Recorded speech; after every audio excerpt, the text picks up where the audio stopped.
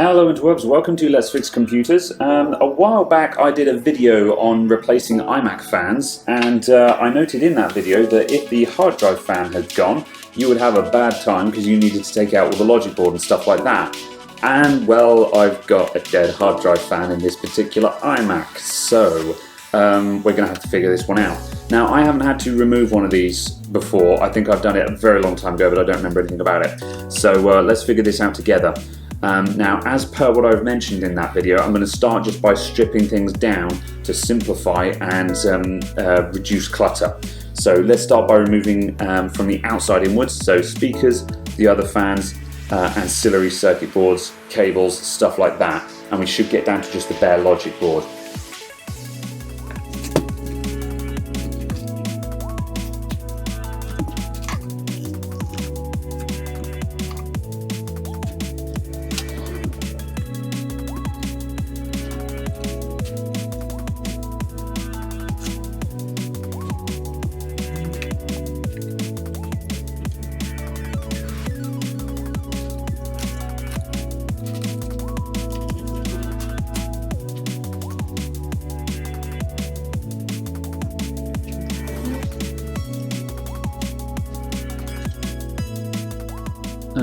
Okay, I think that's enough for us to get started.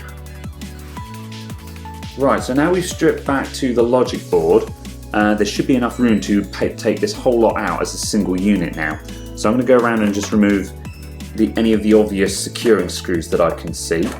There are a couple that I don't think need to come out because they are holding the cooling system on, and I don't think those are structural. The giveaway for which ones are which is the main screws that are attached to the body have a very flat top to them, whereas the heatsink screws, like this one here, they've kind of got a bit of a rounded effect to them, which is how I'm telling them apart. So let's find out if I'm right or not.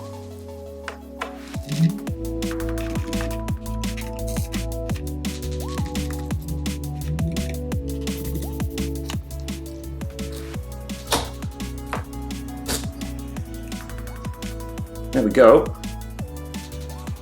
Alright, so for curiosity, there's the back of the iMac logic board. So there's the I/O panel there. That does split off, I believe, and is separately removable. Then here we've got the CPU, heat pipes onto the CPU cooler, and here we have the GPU. This is a separate card that's plugged into what looks like a modified PCI Express slot, and then that cooler also goes up to the main heatsink. So yeah, quite an interesting setup here, with a fair bit of room for expansion as well.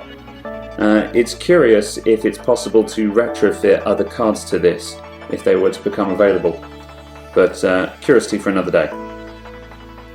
Okay, so now we're left with the hard drive fan, which is actually surprisingly small. I don't know what I was expecting, but compared to the other two fans, this is surprisingly small. So let's have a look at this. Now if I just bring the microphone over and give this rotor a push near the microphone, you'll hear the hiss from the knackered bearing in it.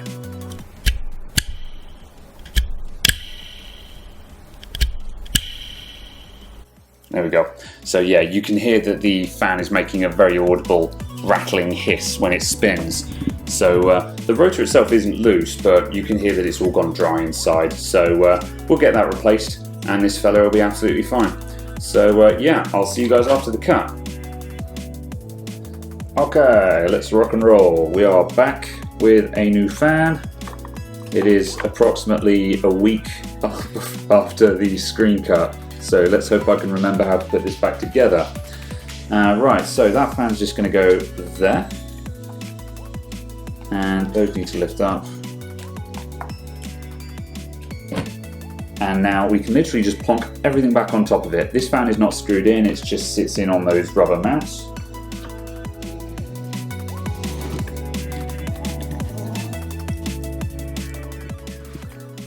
Just trying to shuffle this board to make sure it's sitting right, because it's the rear ports that are causing me problems here. I just need to shuffle it so they poke through the back panel. Ah, there it is.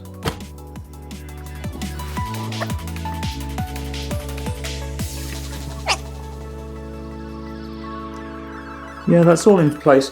It doesn't feel particularly good.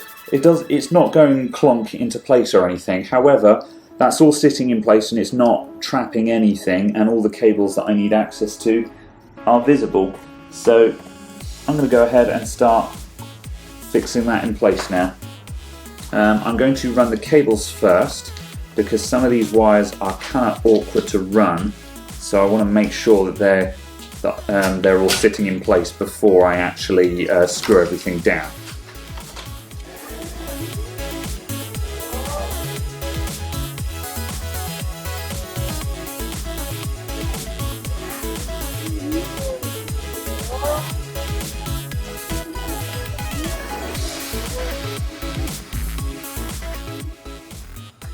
Alright, if you're unsure on where any of these tiny little wires go, bear in mind that most of them are labelled. So we've got CPU fan here, LCD temp here. This one doesn't have, assembly ambient temp, which goes to that one, which is the incoming air temperature. So they are all labelled up, so just have a look on the motherboard and you should be able to figure it out. A lot of these other small wires, these are all 4, 3 and 2 pin connectors, which makes it very obvious as to where they go as well. So just observe the connectors and observe the cables, and it's quite easy to figure out how it all goes back together.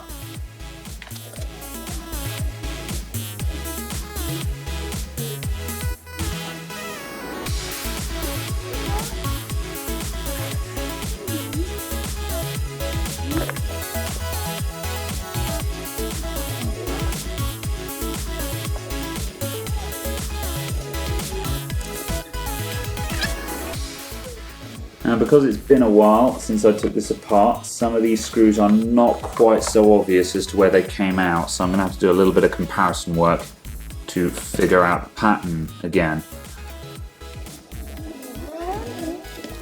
If you're never sure, if you find yourself uncertain as to how screws should go in, one of the tricks is to figure out the obvious ones first. So like, for example, these long ones, there's only going to be a few places that these will physically fit. So it's just a matter of searching out where the long holes are. There we go. And that's a large number of them already fitted again. Okay, so this more or less brings us back to where we started from. So if you need any more help at reassembling your iMac, then do refer back to my other iMac fans video for more assistance. Otherwise, thank you very much for watching, and I'll see you all next time. Goodbye for now.